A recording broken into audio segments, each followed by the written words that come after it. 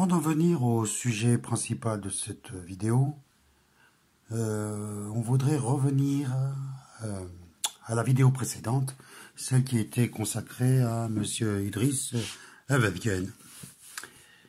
Il y a eu quelques commentaires, enfin, un certain nombre de commentaires à propos de cette vidéo. On ne reviendra pas sur la totalité parce que c'est assez vain.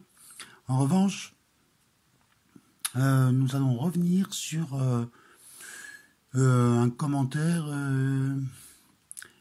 s'agissant du Maroc. Dans la vidéo que nous avons consacrée donc à ce Idriss Avedken, qui a manifestement un tropisme pro-marocain, et quand je dis pro-marocain, il ne s'agit pas du peuple marocain, c'est pas ça, qui a un tropisme pro-marocain au sens de pro-autorité marocaine, ce qui est parfaitement son droit, mais c'est notre droit aussi de le souligner. Et une interprétation tout à fait erronée, fantaisiste, quant au prétendu développement économique du Maroc. C'est absurde. Le Maroc n'a pas pu développer que l'Algérie ou que la Tunisie. Quoique, on pourrait faire un comparatif, par exemple, des équipements, des infrastructures, etc., dans les trois pays. Bon, je ne crois pas que ça soit spécialement en défaveur de l'Algérie. Ce qui ne signifie pas qu'il y a la moindre éloge, la moindre satisfaction du résultat global. Ce n'est pas le cas. Mais enfin, je reviens donc plus directement au sujet et à certains commentaires tout à fait curieux que nous avons pu voir. Notamment, nous avons évoqué, entre autres, la question du tourisme au Maroc, et nous avons dit que était lié à ce tourisme également un phénomène de prostitution tellement important, malheureusement, hélas, trois fois hélas, un phénomène de prostitution qui accompagne ce tourisme de masse. Ce phénomène n'est pas lié au Maroc explicitement. C'est pas parce que c'est le Maroc que c'est comme ça. C'est parce qu'il y a une industrie touristique de masse que la prostitution l'accompagne. C'est un phénomène mondial. Partout, le tourisme a passé un certain nombre de degrés d'importance, de poids dans le PIB du pays. Il y a eu des phénomènes de cette sorte. L'exemple de la Thaïlande est tellement connu qu'il n'est pas utile de le préciser, mais vous pouvez prendre, il y a eu également les Philippines, c'est à peu près la même chose. Voilà, donc il faut savoir que c'est également un des critères aujourd'hui pour pouvoir faire prospérer une activité comme le tourisme. Le tourisme du genre, je fais venir des petits salariés d'Europe de l'Ouest ou même d'Europe de l'Est, je les fais venir dans mon pays pour des séjours à 300-400 € la semaine, mais c'est pas rentable, c'est pas rentable. C'est pourtant ce qui se passe. Hein. Il faudrait y revenir dessus également et de montrer comment le tourisme de masse est subventionné. C'est le cas par exemple en Tunisie. Il est subventionné par les Tunisiens. Tout simplement pour éviter l'effondrement des infrastructures et deuxièmement pour générer un minimum de devises. Voilà la situation. Bon. Mais disons que les Tunisiens n'ont pas souhaité aller au-delà de certaines limites. Ce qui ne veut pas dire qu'il n'y a pas du tout de prostitution touristique en Tunisie, mais elle est très très limitée, très très limitée. Bien. Au Maroc, les autorités ont voulu attirer un tourisme plus dépensier, si j'ose dire, un tourisme des touristes qui dépensent beaucoup plus que le petit touriste de base à 400 € pension complète. Et pour ça, il a fallu faire venir des gens qui pouvaient y dépenser, mais cela donc demandait d'autres services. Mais ça n'a pas commencé aujourd'hui. Ne croyez pas que c'est une affaire qui a commencé aujourd'hui. Et que c'est pas spécialement lié uniquement aux Marocains. C'est pas au Maroc. C'est pas une insulte contre les Marocains. Par exemple, à l'époque coloniale, tout le monde sait que l'Algérie servait à ça aussi. Il suffit de connaître quelqu'un comme André Gide, le grand écrivain André Gide, qui était un pédophile absolument notoire et qui allait satisfaire ses désirs en Algérie. C'est connu tout ça. C'était pas le seul. Donc c'est pas une affaire de Marocains, d'Algériens, c'est une affaire de circonstances. C'est une affaire d'économie politique. Voilà, c'est ça qui est en jeu. Alors, c'est donc lié au tourisme, mais c'est également lié à tout un climat. Il suffit d'avoir lu le très grand bouquin de Mohamed Choukri, Le pain nu. Hein, je vous le conseille à tout le monde. C'est un bouquin écrit, voilà, il y a plus de 40 ans. Où il décrit la vie de certains enfants. Alors lui, c'était à Tanger. Et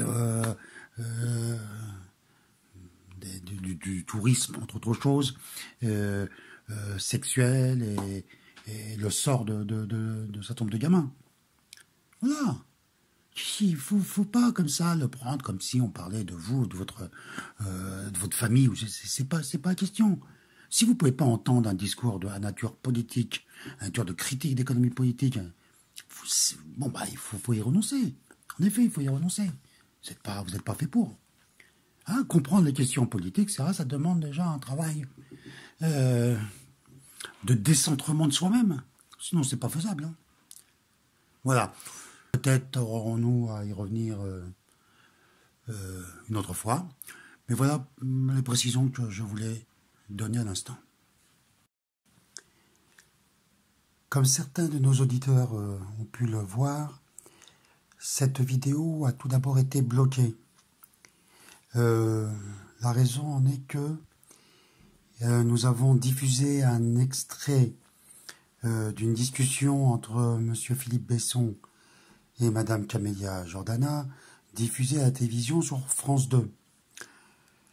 Or, il semble que tout ça soit protégé, qu'il y ait des droits d'auteur de la télévision sur cette discussion, ce qui est tout simplement stupide et ridicule, parce qu'il s'agissait évidemment de diffuser juste quelques bribes d'une discussion à caractère général, public et politique, et non pas d'une chanson ou que sais-je, sur laquelle on aurait pu faire valoir des droits d'auteur.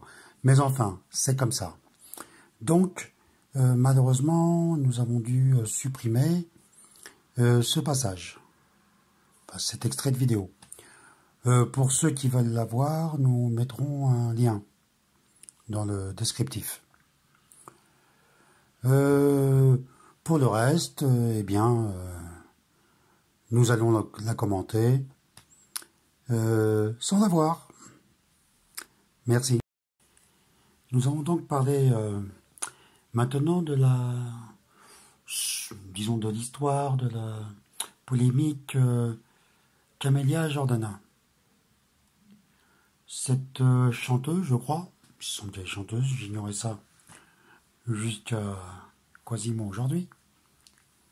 Cette chanteuse, donc, dans un débat, si on peut appeler ça un débat, avec l'écrivain Philippe Besson, a soutenu que, premièrement, elle détestait la police, ou plus précisément que elle ne se sentait pas en sécurité en présence de la police. Deuxièmement, elle a expliqué que la police se livrait à des violences, ou plus précisément massacrer, c'est ces mots, massacrer des centaines de personnes tous les jours, au motif, finalement, qu'ils étaient ou noirs ou arabes. Ce à quoi Philippe Besson faisait valoir que la police, néanmoins, avait été applaudie il y a 5 ans. Il fait référence aux attentats.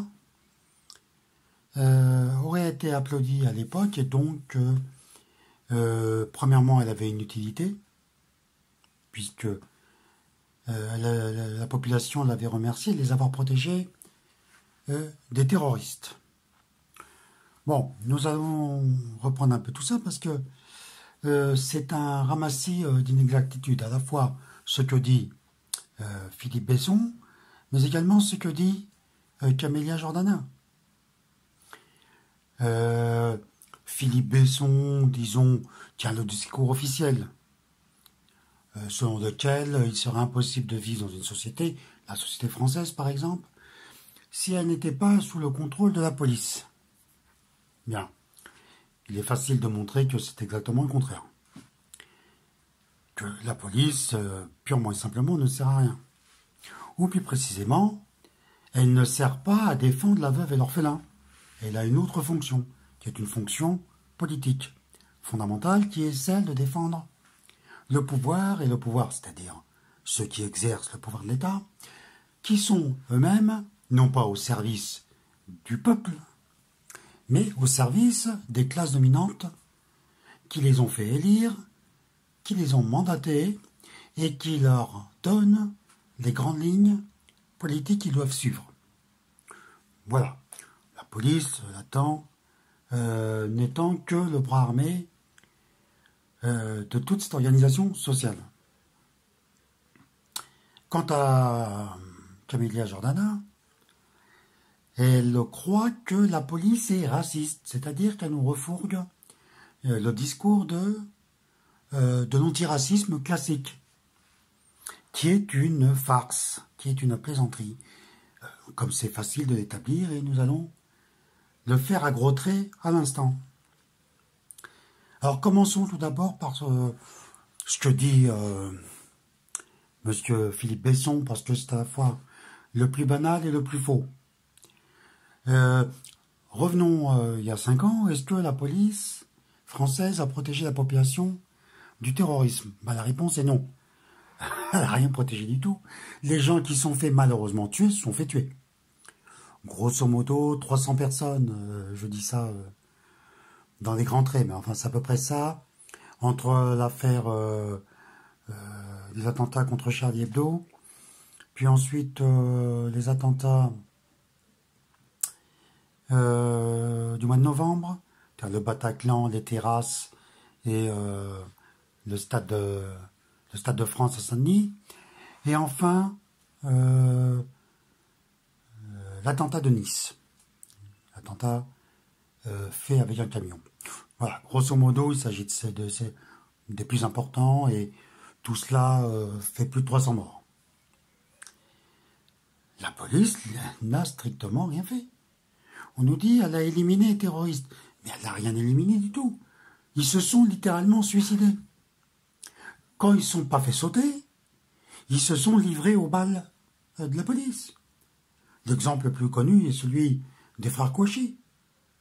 Les frères Kouachi sont sortis de l'imprimerie dans laquelle ils s'étaient réfugiés après avoir fait ce qu'ils ont fait à Paris chez Charlie Hebdo. Ils sont sortis les armes à la main alors que l'un d'eux était blessé déjà. Ils sont sortis en face de plusieurs centaines de gendarmes du GIGN qui les ont évidemment allumés. C'est tout, c'est une opération suicide. La police ne les a ni retrouvés, ni délogés, ni empêchés d'agir. Jamais. Pareil pour le Bataclan, pareil pour les terrasses, pareil pour l'affaire de Saint-Denis, les types du stade de Saint-Denis, les types se sont fait sauter. D'ailleurs, ils ont même raté leur cible, tant mieux. Enfin, ils se sont fait sauter par la police qui les a interceptés. Et enfin, la dernière affaire, l'affaire des attentats du Bataclan et des terrasses et des cafés de Paris, s'est terminé, comme vous vous en souvenez, à Saint-Denis, où la police, je crois que c'était le raid ce coup-ci, avait donné l'assaut contre l'un des responsables de l'opération et sa cousine, qui était dans l'appartement qui se trouvait de rue du Corbillon à Saint-Denis. Voilà. Puis alors enfin, pour terminer, l'attentat de Nice, euh, il, le, le- le terroriste qui était dans le camion, qui a tué plusieurs dizaines de personnes, a été éliminé parce qu'il ne pouvait plus rouler. Les policiers l'ont allumé au moment où il ne pouvait plus rouler parce qu'il avait tellement de cadavres sous le camion qu'il ne pouvait plus avancer. Enfin bref, dans aucune de ces opérations, on peut dire que la police ait fait quoi que ce soit. La police est venue juste ramasser les terroristes qui se livraient littéralement ou qui se suicidaient. C'est tout. On aurait pu dire que la police aurait servi à quelque chose si elle les avait interceptés avant, si elle les avait éliminés ou arrêtés avant. Mais c'est pas du tout le cas. C'est pas du tout le cas.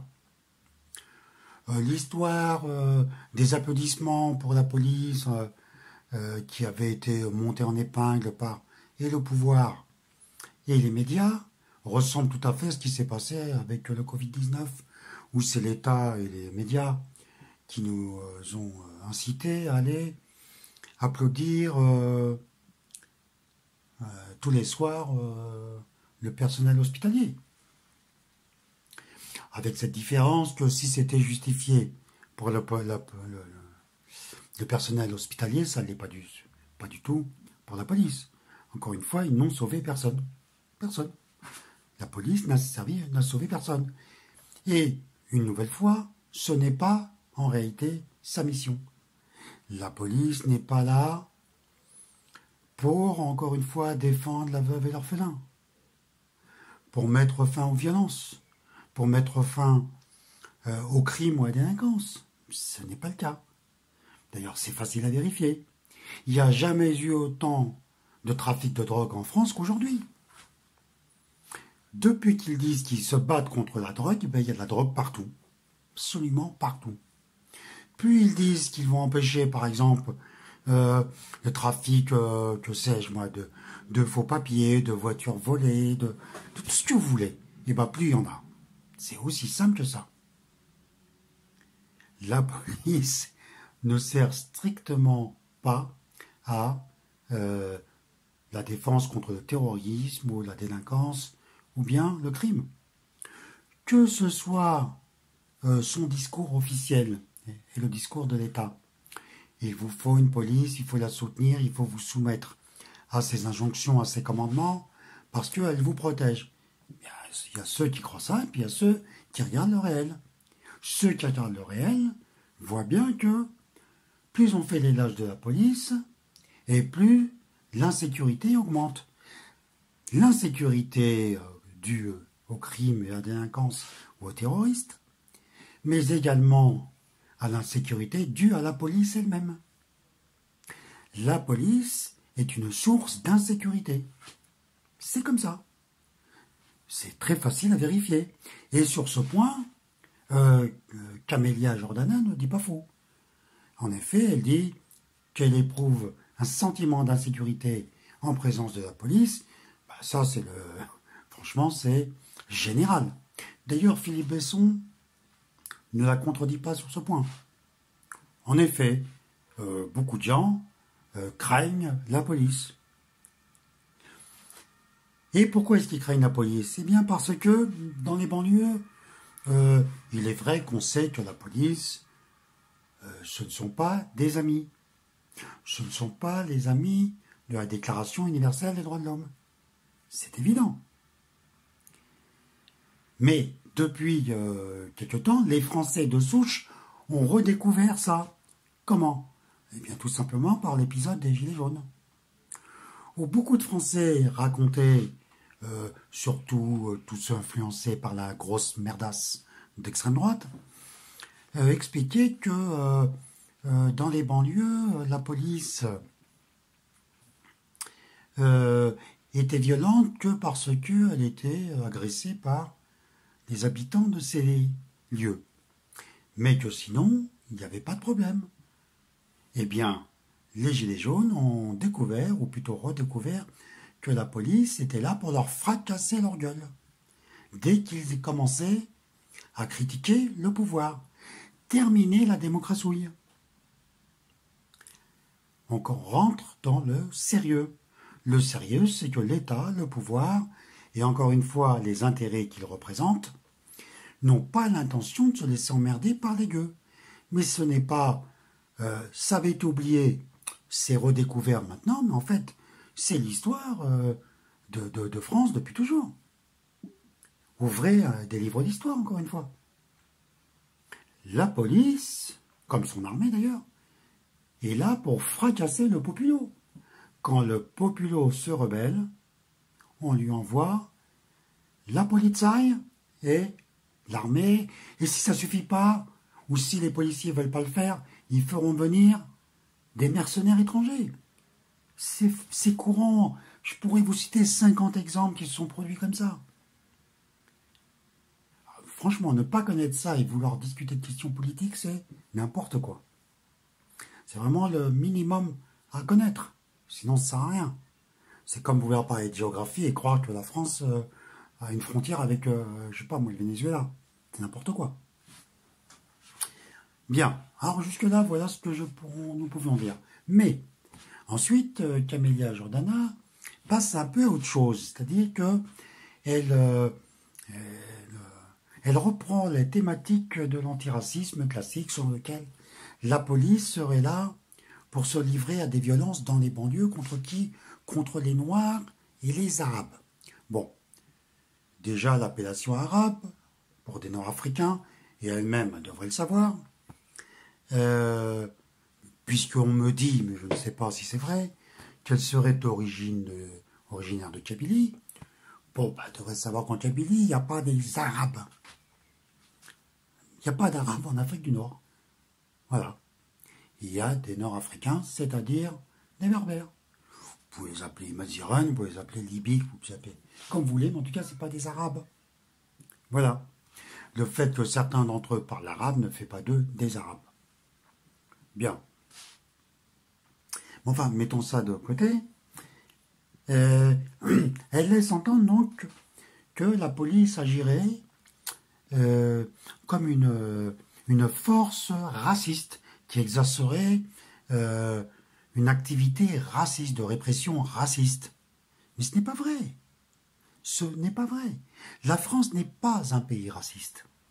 Quand je dis la France n'est pas un pays raciste, je dis que l'État français, que sa législation, que ses lois ne sont pas racistes. L'ont-elles été un jour? Oui. Pourrait-elle redevenir raciste un jour? Oui. Mais le sont-elles aujourd'hui, au moment où nous parlons? Non.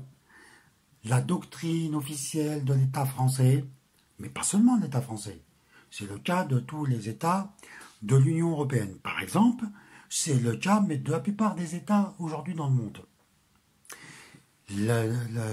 La globalisation, ou ce qu'on appelle la mondialisation, ou ce que d'autres appellent le mondialisme, repose sur la doctrine selon laquelle il n'y a pas de différence raciale entre les hommes et que toute discrimination entre les hommes ou entre les marchandises produites par tel ou tel homme ne doit pas exister. C'est ça le discours officiel, c'est son discours idéologique. Ça s'est traduit concrètement, par exemple en France, par un remaniement généralisé des lois gérant par exemple l'immigration, gérant le statut des étrangers, etc. Ce que vous avez sous les yeux aujourd'hui n'existait pas il y a 25 ans, et encore moins il y a 30 ans, et encore moins il y a 40 ans, où il y avait des discriminations légales. Par exemple, la notion de préférence nationale, qui fait tellement fantasmer les trous du cul d'extrême droite, eh bien existait. Et ça a été aboli. Bon, vous voyez bien le déferlement migratoire en France, et qui concerne plutôt certaines populations que plutôt d'autres. Hein, encore une fois, les connards de l'extrême droite voient des Nord-Africains partout, là où ils ne voient pas des subsahariens, ou des gens du sous-continent indien, ou encore des Chinois. Non, ils voient que des Nord-Africains. Bon. La nouvelle définition, semble-t-il maintenant, d'immigration, c'est que tout le monde est Nord-Africain. Et parmi les Nord-Africains, algériens, bien sûr. C'est la cerise sur le gâteau. Il est donc, je répète, très faux de parler de racisme, de dire que la violence policière serait réservée exclusivement aux gens des banlieues. Alors il nous dit les Noirs et les Arabes, comme si c'était une seule et même chose, comme si c'était un destin commun, comme si nous avions voulu, nous, Nord-Africains, vivre dans des banlieues spécialement avec des Noirs, ce qui est une absurdité. En tout cas, pour ce qui me concerne, non. Je n'ai pas cherché à vivre avec des Noirs. Il se trouve que, comme en tant que Nord-Africains, nous étions là depuis bien longtemps avant eux, avant les Noirs, ce sont eux qu'on nous a collés là où nous sommes. Par exemple, si je prends Paris et la région parisienne, c'est exactement ce qui s'est passé. D'ailleurs, à tel point que même maintenant, on peut dire que c'est pas les Arabes ou les Noirs, c'est surtout les Noirs et quelques Arabes, de plus en plus. Hein, Arabes au sens de Nord-Africain, ça va de soi. Voilà, c'est ça la réalité. C'est pas hasard si Monsieur Sopo, qui est le chef depuis maintenant des décennies, enfin, en tout cas pas mal d'années, le responsable de cette vieille baudruche mensongère et inutile qui est SOS Racisme, a pris la défense de Madame Camélia Jordana. Hein? Et il a donc profité de l'occasion pour pouvoir recycler tout son baratin de l'antiracisme. Voilà. De la même façon d'ailleurs que Camélia Jordana a été attaquée par toutes sortes de pourritures d'extrême droite, qui l'ont accusée d'être une Algérienne, d'être bougnoule, etc., et de faire du racisme anti-blanc. Parce que pour ces fumiers, critiquer la police, c'est faire du racisme anti-blanc. Eh bien, vous voyez, vous vous trompez. Nous allons vous montrer dans quelques instants une vidéo qui a été faite à Nanterre, où vous allez voir un policier. Alors, on nous a envoyé ça des amis, nous ont envoyé ça de Nanterre, et ils nous ont dit que le type là que vous allez voir, qui est un Nord-Africain, est le chef de la BAC du coin, et c'est un gars qui est originaire de Toulouse, ou de Toulouse ou Marseille, enfin je ne sais plus, et qu'on a envoyé dans la région parisienne. Regardez son comportement. C'est un Nord-Africain, et il agresse qui? Des Nord-Africains. Pardon? Ah bon? Ah, vous avez la mémoire courte, les gars. Faut pas généraliser, vous avez la mémoire courte. Faut pas généraliser. Ah bon? T'es petit, c'est tes mecs. C'est ton quartier, t'es petit, c'est tes mecs. D'accord?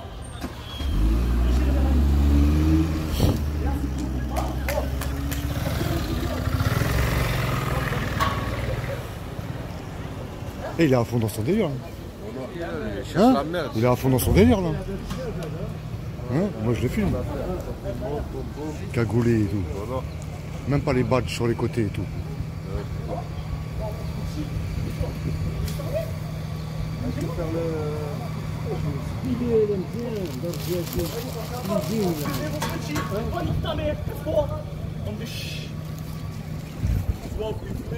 Ouais.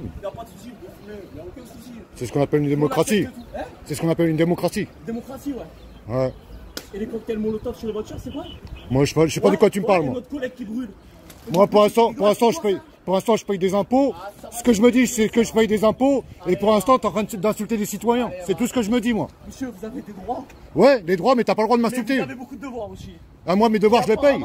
Vous les remplissez. Je les paye. Tous les ans, je les paye mes impôts. Votre attestation, elle est où, monsieur? Non, moi, je rentre chez moi. Moi, je viens de sortir de boulot, moi. Bon, mais 135 Ouais, euros alors. Hein? L'attestation, elle est où? Ouais, mais je l'ai pas sur moi, Elle est où? l'attestation. Je suis en bas de chez moi, moi. 135 euros. Ouais, mais là, s'il te plaît. Je suis un citoyen. S'il te plaît. Je suis un citoyen. S'il te plaît, Je suis un citoyen. S'il te plaît, tu peux arrêter de me bousculer, s'il te Elle est plaît. où? T'es un citoyen. Moi, je t'ai rien fait, moi. Allez, rentre chez toi. Rentre chez toi. Attends, s'il te plaît. Ah, hein? Vous avez donc vu cette séquence, et vous voyez bien que c'est un flic hystérique, comme à peu près tous les flics, parce que je ne sais pas s'il les recrute hystériques d'abord, ou alors ils deviennent hystériques ensuite, ça je ne le sais pas. Mais ce qui est certain, c'est qu'il est hystérique. Mais on pourrait tout aussi bien vous parler de Madame Linda Kebab. Hein, salade, oignon, tomate. Hein, Madame Linda Kebab, qui est une syndicaliste de la police totalement hystérique. Hystérique. Si vous l'écoutez, si les autorités l'écoutaient, il faudrait tirer dans le tas. Mais elle tenait ce discours en permanence, que ce soit pendant les Gilets jaunes, que ce soit avant les Gilets jaunes, que ce soit après les Gilets jaunes, que ça se passe en province, que ça se passe en banlieue, partout. Les flics sont ainsi.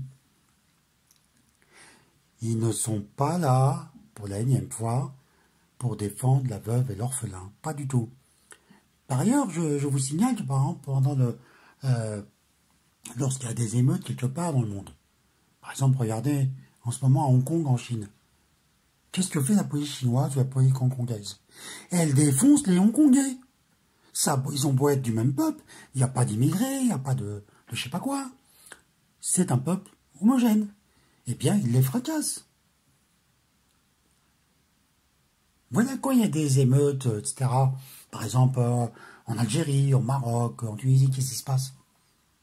Eh bien, c'est la police locale qui les défonce. Voilà. La police est là pour ça. C'est sa nature. Elle n'est pas là pour vous sauver. Elle n'est pas là pour consoler les malheureux. Elle n'est pas là pour aider les vieux à traverser la rue ou les handicapés. Elle n'est pas là pour accompagner les enfants perdus dans la rue, les raccompagner chez eux, etc. C'est pas son métier. Son métier, c'est d'ailleurs dans la mention même de force de l'ordre public. L'ordre public, c'est un concept, c'est une notion qui ne renvoie pas du tout au fait de défendre la population, qui revient à défendre l'ordre public, c'est-à-dire l'État et le gouvernement qui a la charge de l'État. Voilà, c'est pas plus compliqué que ça.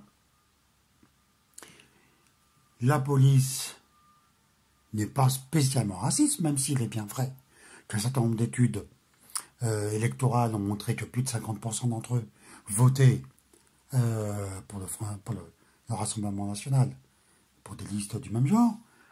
C'est un fait. Mais ce qui laisse 50% qui ne votent pas pour le Front National, au passage. Bien. Mais on le voit bien, je veux dire. Il suffit de regarder même la composition ethnique de la police, elle n'est plus aussi homogène qu'elle était jadis. Et pourtant, les gens qui rentrent dans la police, qui sont d'une origine autre que origine européenne, ou française de souche, se comportent exactement comme les autres. C'est leur fonction. S'ils faisaient autre chose que ça, ils seraient renvoyés à d'autres activités. Point à la ligne. Donc, pour résumer un peu tout cela, on peut dire que, premièrement, l'État français n'est pas raciste. C'est une pure et simple invention. Je le répète, qu'il ait été historiquement, qu'il pourrait le redevenir à l'avenir, ça, c'est tout à fait possible. Enfin, qu'il ait été dans le passé, c'est raciste, c'est certain. Qu'il puisse le redevenir demain, c'est tout à fait possible. Mais dans l'état actuel des choses, ce n'est pas le cas. Toute sa législation, l'État français, est antiraciste. Sa police peut, à titre individuel, tel ou tel policier peut supporter tel ou tel groupe ethnique, c'est tout à fait possible, mais la police française est sous contrôle de son État. Il n'y a pas de discussion là-dessus. Et un des éléments qu'on peut encore citer pour vous indiquer la nature réelle des rapports de l'État et de la police, c'est ce qui s'est passé récemment à Marseille. Nous en avions déjà parlé dans une vidéo, mais nous le citons à nouveau. C'est que des policiers à Marseille ont été condamnés à des peines de prison fermes, je dis bien fermes, ce qui est rarissime. Pourquoi ?